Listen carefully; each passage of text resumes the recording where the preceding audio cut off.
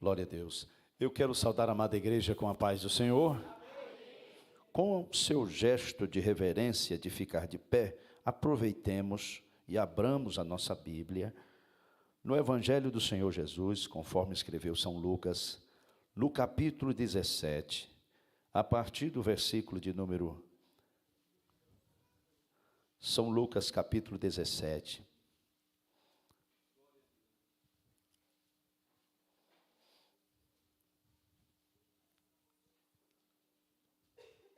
Versículo 20.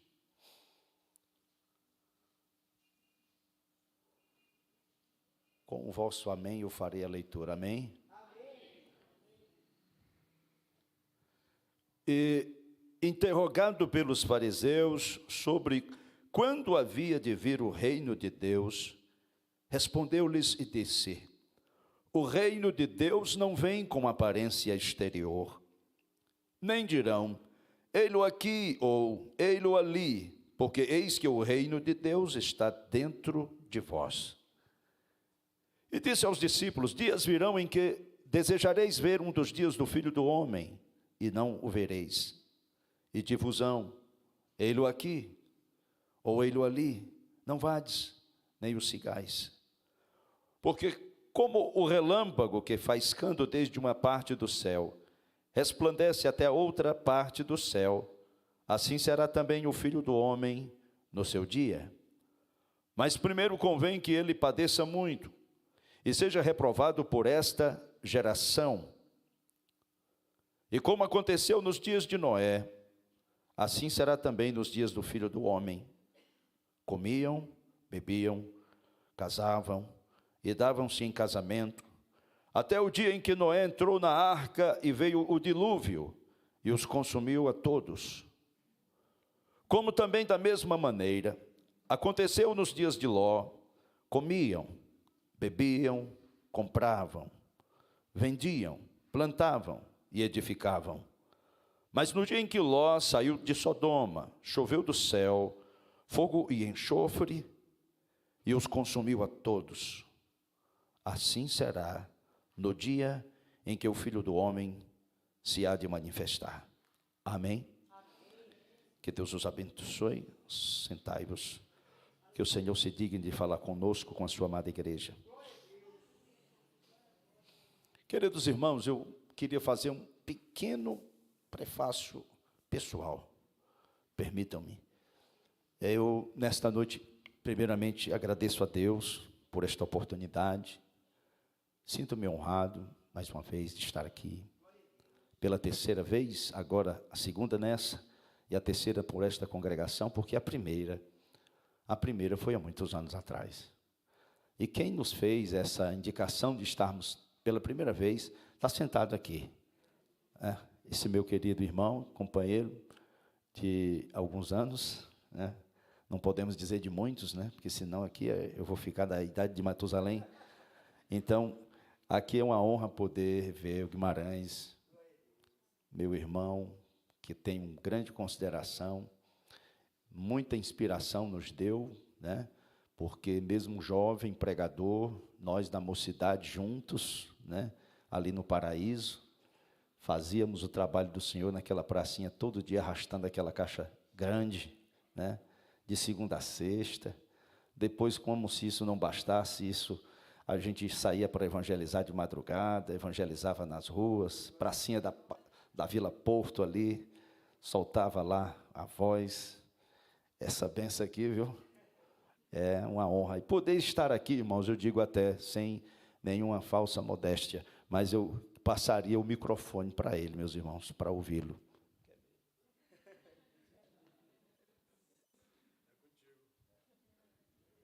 Glória a Deus. Por respeito e também por sempre acompanhar. Eu não carregava a Bíblia dele, certo? Mas eu ia com ele. Só não fui em outros cantos mais longe, né? Glória a Deus. Louvado seja o Senhor. Então, irmão, é um prazer poder dizer isso. E é elevada a honra, igreja, poder aqui estar hoje sob os auspícios do Jânio, que a gente viu nascer na fé e acompanhar os primeiros passos, né? Como ele aqui rapidamente disse. E aqui eu quero dizer que para mim é uma honra muito grande estar aqui e vê-lo com essa serenidade e tranquilidade de quem, de fato, Deus colocou à frente de um trabalho, está sendo um suporte de muita força, que é o pastor Juvenal. Meu abraço ao pastor Juvenal, ao ministério que está aqui. Deus os abençoe, esses homens de Deus. Amém? Giovanni aqui, que é meu amigo também, nosso amigo aqui, que a gente ia lá, ele ainda estava dando trabalho na época, né? Mas louvo a Deus pelo milagre, desde a última vez que eu vi. Abracei ele aqui, quase arranca a capa do Elias dele para mim, mas foi um prazer imenso, glória a Deus. Meus queridos irmãos, eu não sei fazer prefácio de pregação, porque eu não sou itinerante, né? Eu um dia sonhei com isso, mas Jesus não quis. Estou ali na frente de uma igreja há 19 anos, e louvo a Deus pela oportunidade que Ele tem me dado de estar ali. Então eu não sei fazer aquelas introduções rebuscadas, bonitas, que eu não sou contra, é só que eu não sei fazer.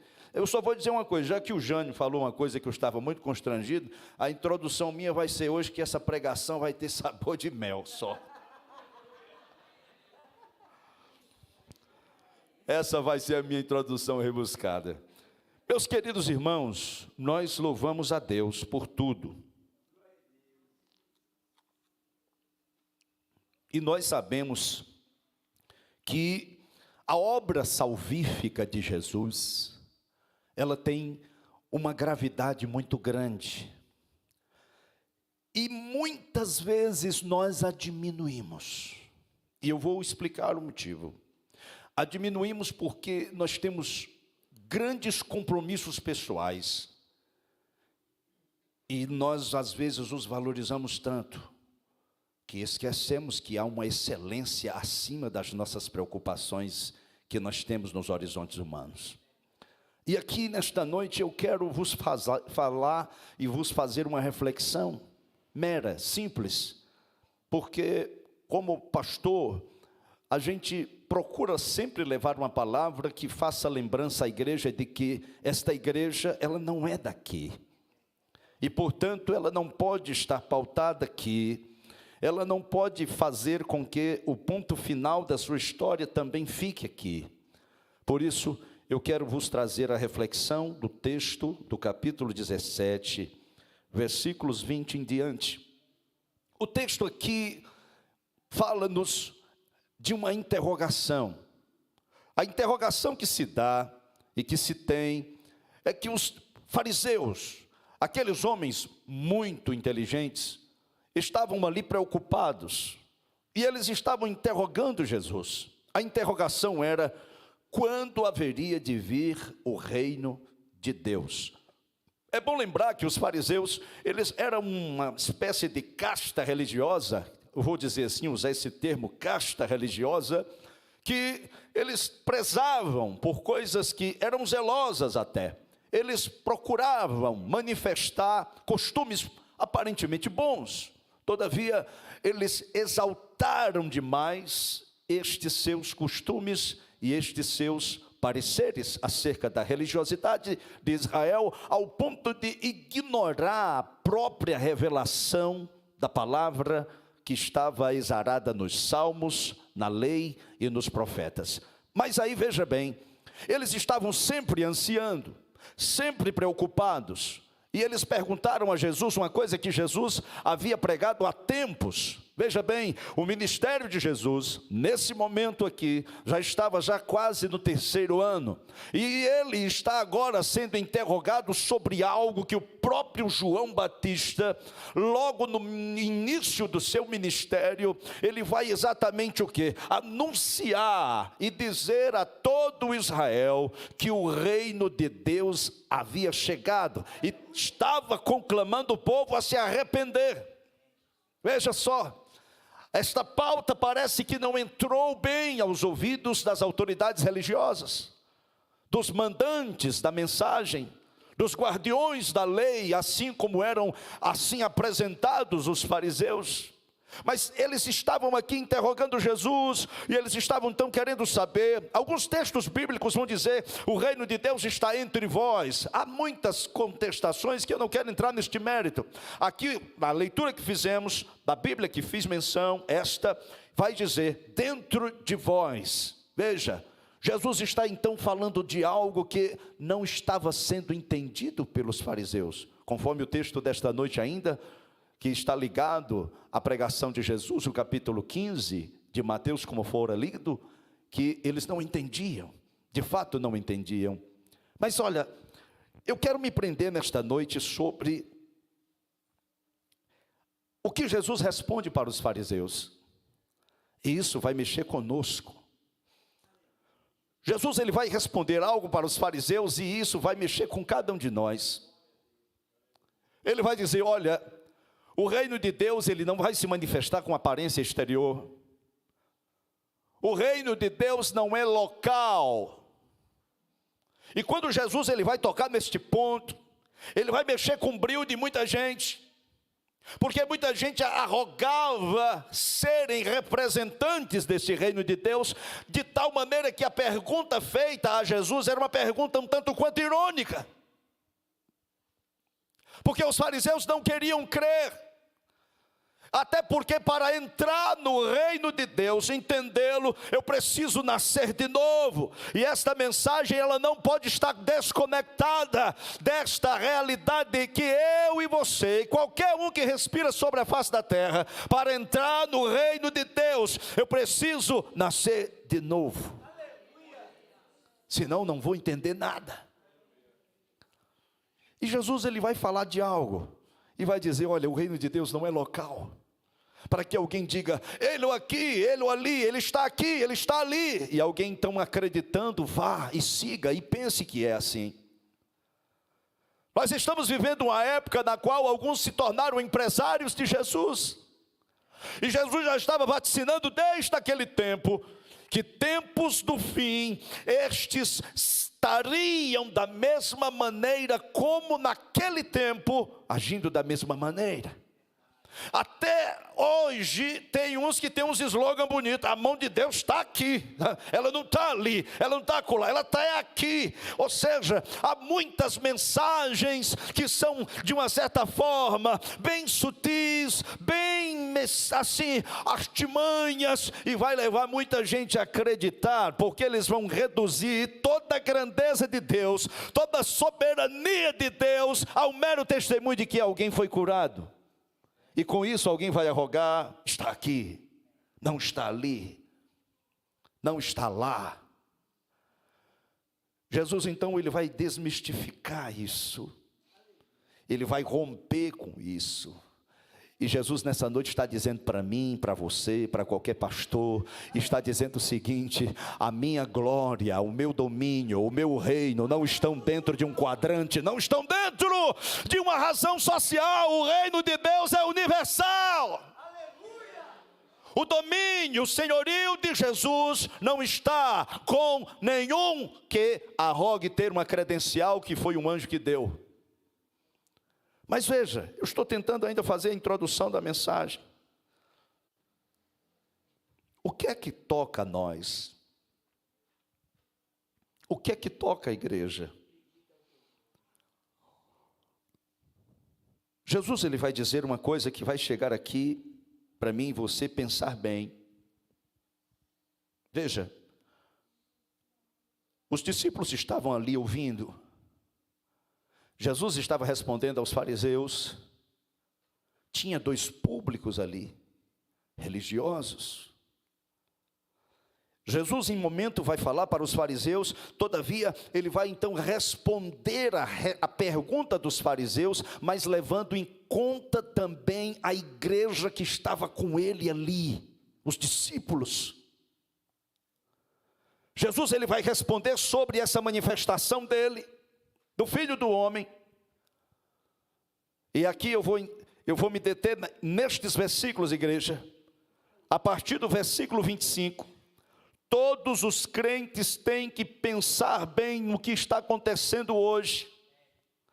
Todos os crentes têm que atualizar o seu pensamento no tocante à mensagem bíblica, que ela é moderna, atual. Se abrirmos um jornal, lermos um blog, qualquer coisa do gênero, nós estaremos lendo uma notícia ultrapassada, porque temos conosco uma palavra atual, uma palavra que nos ilumina a ter uma interpretação da realidade, a fim de que o meu e o teu espírito esteja em alerta, porque tudo está se cumprindo.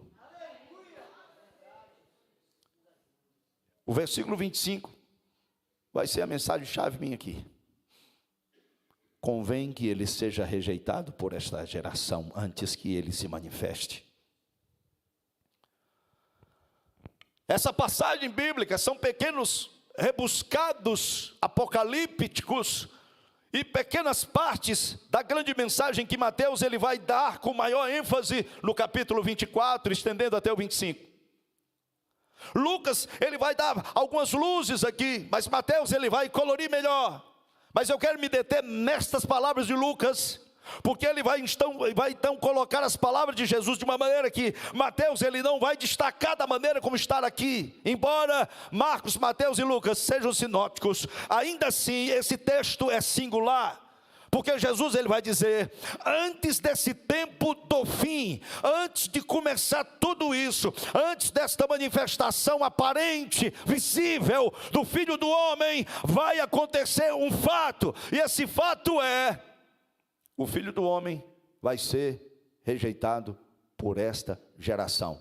Eu vou dar um ponto bem aqui, e ele vai então dizer que tipo de geração é essa. Ele vai evocar duas gerações passadas, a geração de Noé e a geração de Ló, e vai compará-las com a geração do tempo final. O verbo aqui é assim será, o termo que ele usa é assim será nos dias do Filho do Homem, ou seja, não aconteceu ainda não está completo, ainda não está totalmente, digamos que claro aos olhos de todos, mas já está exatamente sucedendo, já teve um início, já está em curso, e isso já pode ser visto por qualquer crente. O Filho do Homem está sendo rejeitado, sim. Jesus está sendo rejeitado, sim. Os valores da sua palavra estão sendo combatidos, sim. O seu nome está sendo vítima de chacota, sim. O seu nome hoje é título de piada, sim. O seu nome é colocado em teatros onde toda forma de blasfêmia e toda forma de imoralidade é colocada com o seu nome, sim. É as Marquês de Sapucaí da vida fazendo o seu samba enredo, colocando Jesus para baixo, sim. É todo um comentário de artistas, de jornais e de toda espécie de mídia hoje estão rejeitando Jesus, a este nome santo, aos valores da sua palavra. Sim, esta geração está rejeitando o Filho do Homem.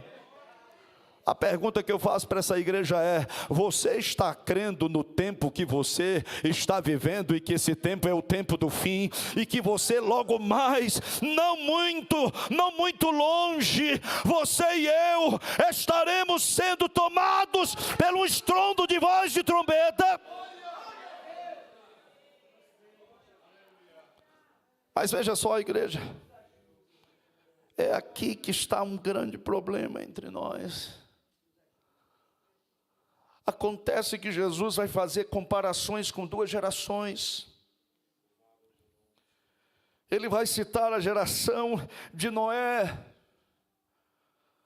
uma geração graçada pela violência. Gênesis capítulo 6, o Todo-Poderoso olha para dos céus a terra e diz: já não há limite mais para o espírito do homem. Ele é capaz de tudo, não há mais limites. A violência está demais. O profeta Ezequiel, ele vai falar de Sodoma e de Gomorra. Ele vai então dizer que aquela geração tinha prazer na iniquidade, na violência. Eu pergunto para essa igreja: você tem assistido o que está nos bastidores dos horizontes humanos? Você tem visto com a lupa espiritual o que de fato está diante dos meus e dos teus olhos? Eu pergunto para você: não é hora de dizer Maranata? Não é hora de dizer ora vem Senhor Jesus? Alemanarás. Aleluia. Você e eu estamos assistindo. Agora tem que ter um detalhe: ou assistimos passíveis ou assistimos ativamente. Vai depender da maneira como eu e você estamos lidando, o que de fato é importante, os meus e os teus compromissos, ou aquilo que o reino de Deus está preconizando para nós nessa noite. Há uma reflexão urgente para nós sairmos daqui com ela. E essa reflexão é: tudo está acontecendo e o que eu estou fazendo? A igreja do Senhor, ela está aqui ouvindo a conversa de Jesus com os fariseus. E veja bem, Jesus ele vai citar Noé e vai citar Ló. E vai dizer o que acontecia. Comiam, bebiam, casavam, davam-se em casamento, plantavam, edificavam. O que significa isso, pastor? Tem algum erro nisso em plantar? Não tem. Se tivesse eu teria pecado esse ano, porque eu plantei feijão lá no meu Ceará. Pastor, tem algum erro em se casar? Também não. De jeito maneira. Em edificar, eu estou fazendo uma casinha para alugar, eu estou fazendo uma para morar. Tem alguma? Não tem. O que acontece é que Jesus está denunciando algo aqui e dizendo exatamente o que iria acontecer no tempo do fim. E o que vai acontecer no tempo do fim, igreja? O espírito de indiferença às coisas espirituais estariam em evidência ao ponto de todo mundo achar que o ciclo da vida é este: nascer, crescer, trabalhar, casar, criar neto, e aí o ciclo vai continuar como se fosse um calendário maia, como se fosse um calendário inca, asteca. Não, há uma glória, há uma eternidade, há uma cidade no céu, há uma cidadania celestial dada a mim e a você pelo sangue do Cordeiro, pelo nome de Jesus. E nós temos que almejar esta cidade santa, entender que nós não somos daqui, igreja, nós não somos daqui. Esse espírito de indiferença hoje está em evidência. Que espírito é esse? Muita gente trabalha como se fosse na geração de Ló e Noé, acreditando que só a vida é apenas um ciclo de vida material e natural. Não temos mais nada a nos preocupar. É só isso. Focamos-nos nisso, concentramos-nos nisso, vivemos nisso, de tal maneira que deixamos escapar a existência e a realidade de uma vida espiritual com Deus. Como eu vou crer no reino de Deus em mim se o meu espírito está indiferente a Ele? É como disse o texto desta noite: esse povo honra-me com os lábios, mas o seu coração está longe de mim. Por quê? Porque eles estão apenas preocupados em manifestar, um tempo litúrgico, um tempo cerimonial, para apenas preencher a sua autossatisfação humana. Porque o homem tem necessidade do divino, ele tem necessidade do eterno, mas ele não sabe como.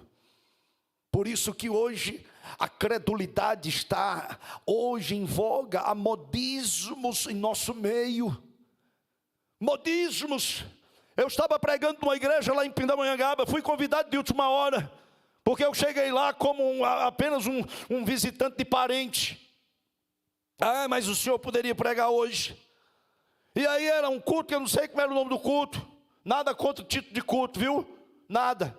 Mas lá estava lá uma irmã contando, e eu apertei Jesus e disse: Jesus, eu quero o enxoval do meu filho. Eu disse: meu Senhor. Eu fiquei: Deus, esta é a situação de partes da igreja hoje. Uma igreja preocupada com aquilo que está aqui nos horizontes humanos. Uma igreja preocupada com coisas que não têm gravidade alguma. Uma igreja preocupada com coisas passageiras que têm prazo de validade para acabar. Uma igreja preocupada se amanhã dará ou não certo boleto. Deixa eu te dizer uma coisa, amada igreja do Senhor. Aleluia, façamos como Eliseu fez com Elias. Eu quero porção dobrada do teu Espírito. Eu não quero influência na terra. Eu não quero aqui receber título. Eu quero a tua presença. Eu quero respirar o céu. Eu quero almejar a glória. Eu quero ter contato contigo. Isso é casa edificada sobre a rocha. Quem é que está livre aqui de tempestade, de adversidade? Quem é que está livre? Mas alguém vai dizer, não, mas eu tenho bens para muitos dias, pastor. Pastor, eu acumulei ali um pezinho de meia, com a humildade, um pezinho de meia em 7 bancos. Pois é assim que está muita gente, meus irmãos. E se soubessem como estas coisas entopem os ouvidos espirituais, ao ponto de não ouvir a voz de Deus no templo, quanto dirá a voz de Deus no dia do arrebatamento? Há algo nesta noite a nos preocupar. Há algo nesta noite a nos chamar a atenção.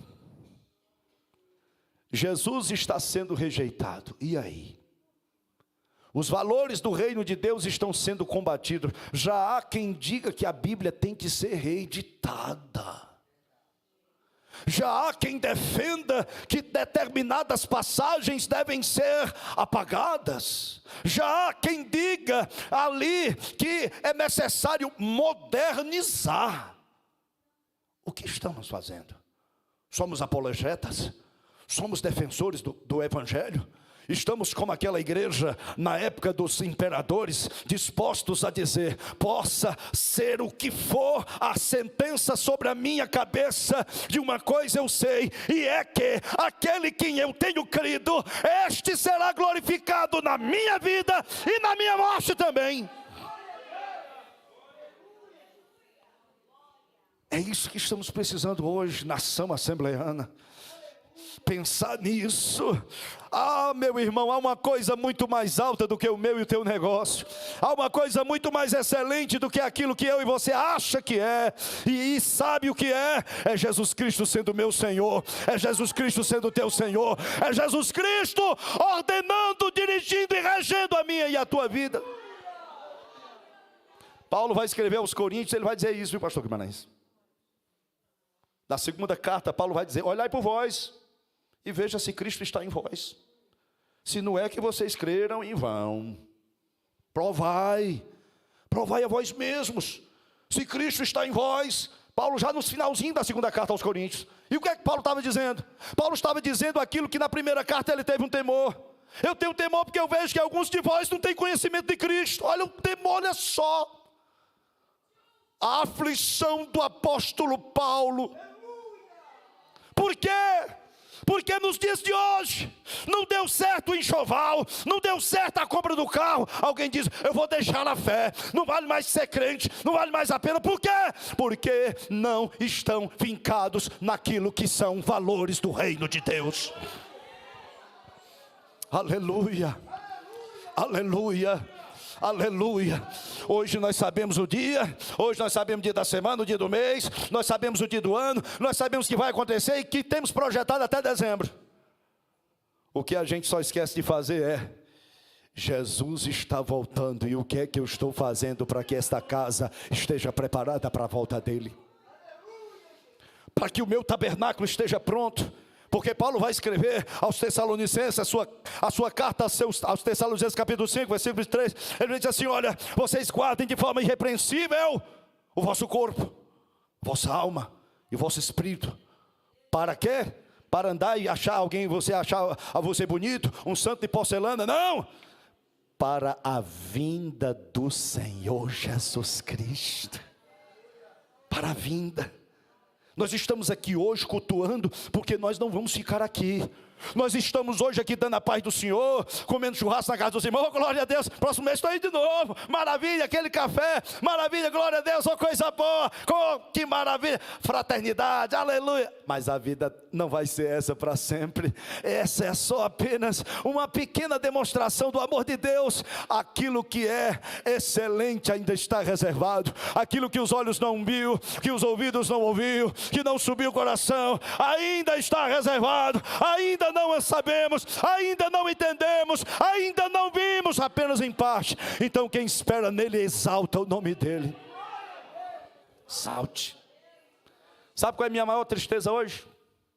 É quando um crente pauta a sua vida naquilo que é propósitos da terra, e se foram ou não com sucesso, se foram frustrantes ou não, ele determina a fé a partir disso. E ele esquece que está se cumprindo o tempo. Jesus está sendo bombardeado, o evangelho está sendo bombardeado. Eu fico pensando hoje, como foi difícil para Moisés, vendo toda uma nação saindo da escravidão para uma terra que Deus disse que mana leite e mel. Olha aí, que mana leite e mel.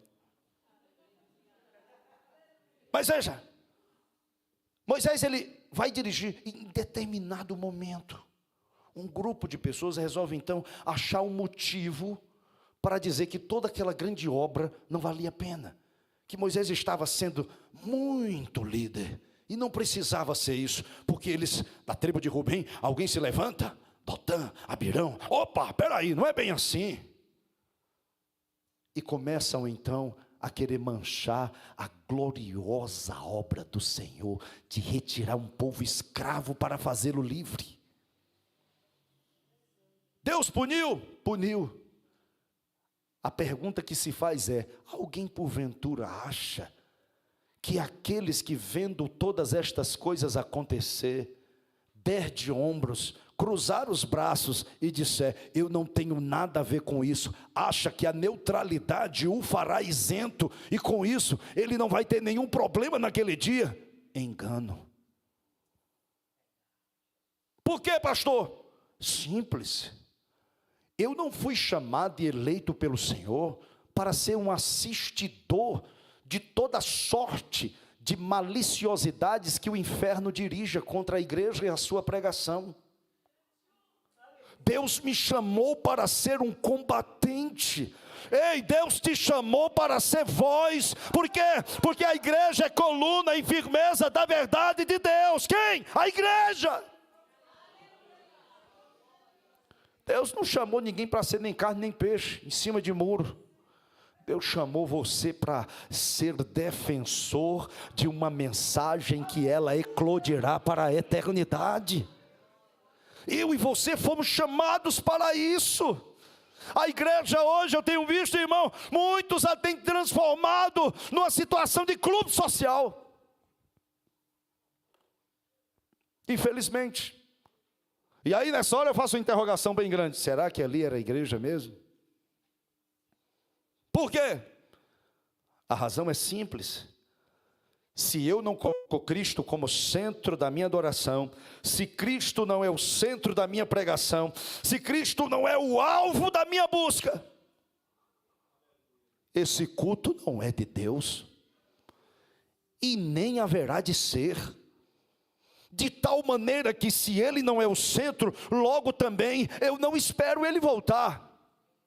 Se eu não espero ele voltar, logo também eu não creio que ele ressuscitou.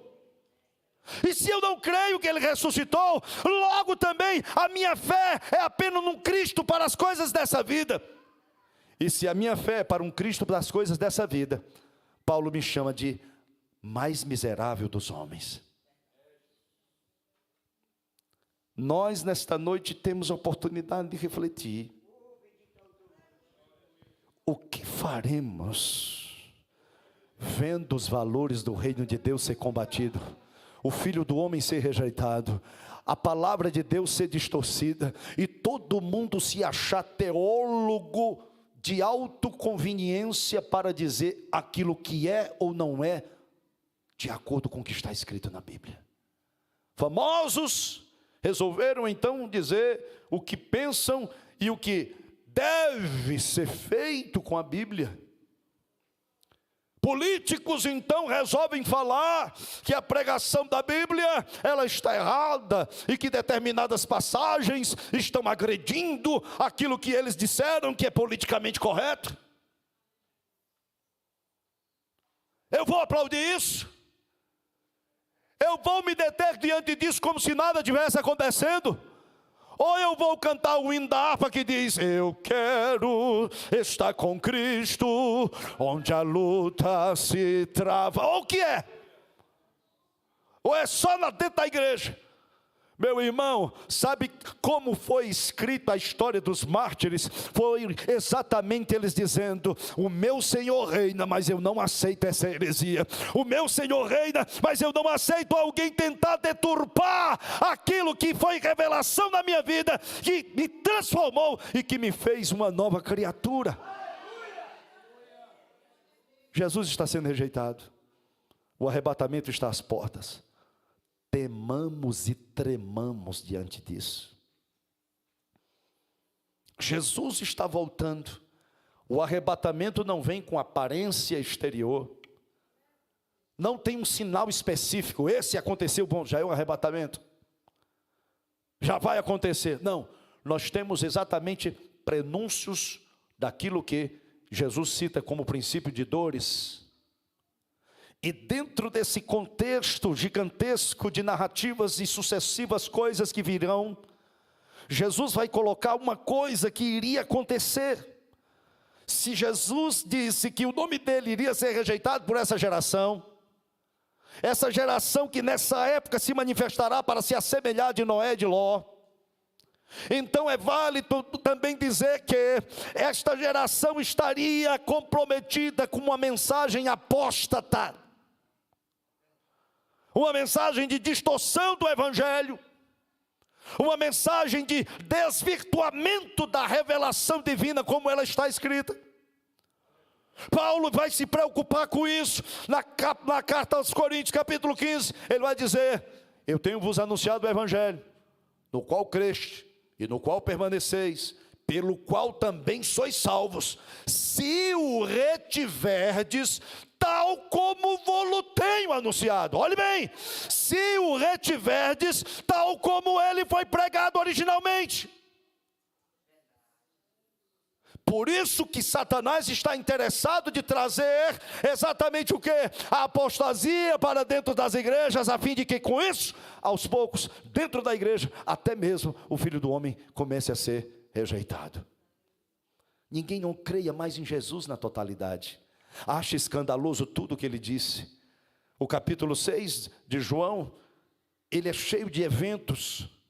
Um deles, quiseram aclamar Jesus como rei, ele foge. Mas também ainda no capítulo 6, Jesus vai dizer uma coisa que muita gente desiste: aquele que não come da minha carne, que não bebe do meu sangue, não tem parte comigo. Muita gente se escandaliza, abandona. Ele vai olhar para os discípulos que ele inicialmente havia chamado e disse: vocês vão também? Vocês vão seguir também? Vocês vão após estes que se escandalizam comigo, com a minha palavra? E o que é que eles respondem? Em silêncio Pedro toma a voz e diz: Senhor, para quem iremos nós? Para quem iremos nós? Para quem iremos nós? Igreja, temos uma coroa de glória reservada para cada um, meus irmãos. Será que isso não empolga ninguém? Eu fui fazer um exame médico, o médico disse assim para mim: olha, a sua situação é essa. Aí contou lá, é um pouco grave. A sua situação, ela tem, olha, do jeito que está aí, eu não posso afirmar porque tem que ter mais exames, mas do jeito que está aí, pode haver características cancerígenas dessa sua situação aí, da sua cirurgia. Eu cheguei em casa, contei para a esposa, ela: o sangue de Jesus tem poder, o sangue de Jesus tem poder mesmo, tem, e tem poder. Tem poder sim. Igreja, eu tenho que entender, eu tenho que compreender, como Paulo disse aos romanos: se vivemos, vivemos para o Senhor. Se morremos, morremos para o Senhor. Quer vivamos, quer morramos, somos do Senhor. Eu sei que eu não sou daqui. Agora não sei por que casquetou na cabeça de crente hoje. Ele morre por aquilo que está aqui nessa terra. Eu disse: pois, meu irmão, olha, eu louvo a Deus por tudo, até aqui que Jesus me deu. Não mereço nada, absolutamente. Mas de uma coisa eu sei: a minha alma, o meu espírito está em viva esperança. Viva esperança, igreja.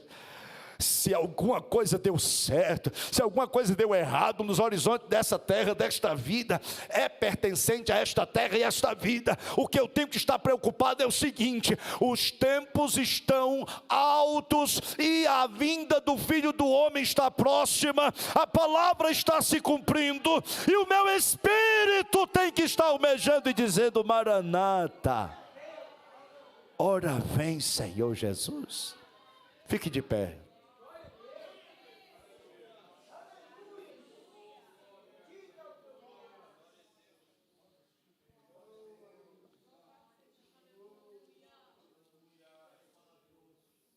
Um certo dia, um irmão chegou lá em casa, um pastor, casado com uma prima minha, que eu tenho muito respeito por ele, professor, e entrou numa discussão com um presbítero amigo meu lá.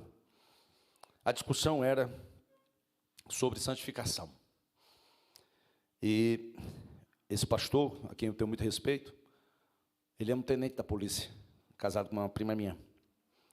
E eles entraram numa discussão e o presbítero estava certo. Teologicamente, biblicamente estava certo. Mas, veja só, aquela discussão me chamou a atenção por uma coisa. Quantas vezes somos instigados a isso? Ao nosso envaidecimento, se provocado. E eu vejo hoje tantos debates vãos. Começo a assistir e não tenho paciência. Eu paro. É o doutor, consultor, jurisconsulto, não sei de quê, discutindo com o doutor, PhD não sei de quê, especialista não sei de onde, especialista de especialidade, especialidade sei de quê, discutindo sobre uma passagem da Bíblia. Enquanto isso, o tempo está se cumprindo e Jesus está voltando. Eu fico olhando os debates intermináveis, que quando vejo, às vezes, alguém ficar eufórico naqueles debates, e passar então a baixar o nível, eu penso comigo: meu Deus, isso porventura não é uma questão louca? Porventura isso trará alguma edificação? Ou os dois estão apenas falando para um determinado público, que não é a tua igreja? E com isso sirva-se de alimentação para uma auto-vaidade pessoal. Igreja, o evangelho é simples. Os tempos estão aí maduros. As horas do relógio de Deus já estão altas. Eu não temo em dizer que nunca estivemos tão perto da meia-noite. Mas alguém acha que não, eu vou respeitar, mas espera aí, eu estou vendo se cumprir. Está aí diante dos meus olhos. Tudo está patente. Tudo está muito claro. Jesus está sendo rechaçado. Os valores do reino de Deus também. Já tudo hoje ficou uma coisa de maneira comum, coisificado. Já não há nada tão importante a se preocupar. Já não há nada tão importante a se ater. Já não há nada tão grave a se ater. Porventura, não estou eu dentro do cumprimento desta escritura? E o espírito de indiferença me abateu e eu não quero reconhecê-lo. Eu não quero aceitar esse diagnóstico, porque simplesmente eu coloquei na minha mente que eu vou na igreja no culto de Santa Ceia, eu vou na igreja no culto de doutrina, e tudo isso já me autossatisfaz e já me autoclassifica como alguém que está no ponto, em detrimento do que a palavra fala. E os meus ouvidos se emprestam a falatórios vãos, onde o nome de Jesus, onde a mensagem e os valores do reino de Deus são combatidos, e eu não tenho nada para dizer contrário, e admito e aceito. Porventura, eu não faço esse diagnóstico? Pensemos, reflitamos, e clamemos a misericórdia do Senhor sobre nós. Fechemos os olhos. Senhor bendito Pai e glorioso Deus, diante desta reflexão mera, Senhor, eu quero te pedir a tua bênção de iluminação sobre cada um de nós. A bênção de iluminação que traz temor, que traz, ó Deus bendito, tremor diante do que está, ó Senhor, acontecendo, diante do que está, ó Deus bendito, sucedendo aos nossos olhos. Deus, eu te peço, ó Pai, que o Senhor nos dê, ó Pai bendito, sensibilidade, nos permita, ó Deus, olhar para estas coisas com sensibilidade espiritual, nos permita ver estas coisas, ó Deus, ó Pai, com reflexão profunda, porque sabemos que o tempo está próximo, Senhor. Não queremos ser contados como aqueles que não têm esperança, como aqueles, ó Deus, que não creem mais que tu voltarás, mas queremos, ó Deus, estar como as noivas prudentes, com os nossos vasos cheios de azeite, Senhor, com as nossas lâmpadas acesas, esperando o momento da voz do Senhor ecoar, a voz de arcanjo entre nós, ó Deus, ser emitida, a trombeta soar, e nós ouvirmos o som que nos convocará para estarmos contigo para sempre. Eu te peço, ó Deus, uma bênção sobre esta igreja, e a bênção é que seja sobre nós o teu temor e o teu tremor, para olharmos estes tempos que estão diante de nós com maior gravidade, e com eles refletir sobre o nosso caminhar contigo aqui nesta terra. E assim, Senhor, passemos a amar a tua vinda, porque se assim não for, saberemos muito bem que não seremos contados naquele dia. Nos guarde em ti, sê conosco, é o que eu te peço, e em nome do Senhor Jesus te agradeço. Amém. Deus te abençoe, meu irmão, minha irmã. Rogo as vossas orações. Passei quantos minutos ali? Deixa eu ver. 8 minutos. Não é muito meu prazer de passar, mas Deus te abençoe. Amém? Em nome do Senhor.